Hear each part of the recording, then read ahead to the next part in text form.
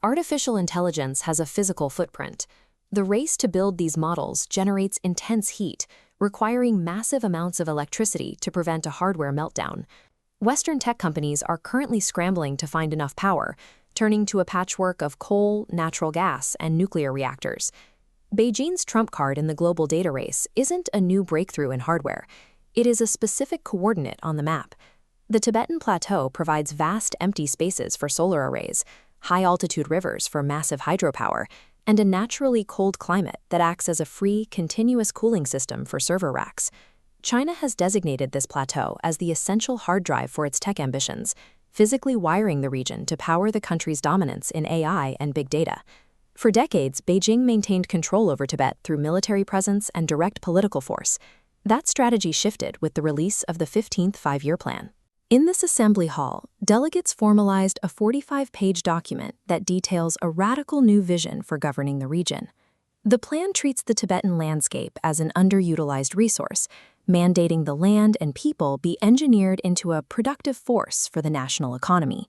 This involves a total overhaul of the region's economy and education system, imbuing every aspect of life with what the document calls thoroughly Chinese characteristics.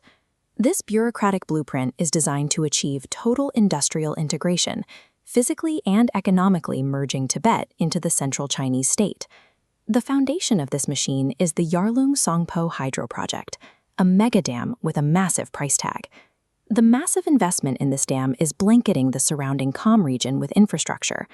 In this photograph, endless rows of solar panels and wind turbines have completely replaced the traditional mountainous landscape. This energy grid is built to drive a massive expansion of mining, including a project to triple the amount of copper and gold extracted from the local mountains. Physical barriers are also falling. High-speed rail lines and highway corridors, like this bullet train, are rapidly connecting Lhasa directly to the industrial centers of the mainland. Each of these projects operates as a component of a single, efficient funnel designed to pull resources and wealth directly from the plateau into lowland China. The 15th Five-Year Plan ties these energy projects to a specific tech policy: East Data, West Compute.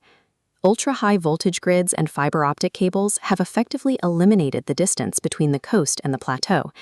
This map shows the energy-starved tech hubs on the eastern seaboard that require constant power. The strategy is to process massive, non-urgent data tasks in the west while keeping real-time results in the east. Massive streams of data are now routed through the mountains to computing nodes in Lhasa. This digital expansion is changing the face of Tibetan cities.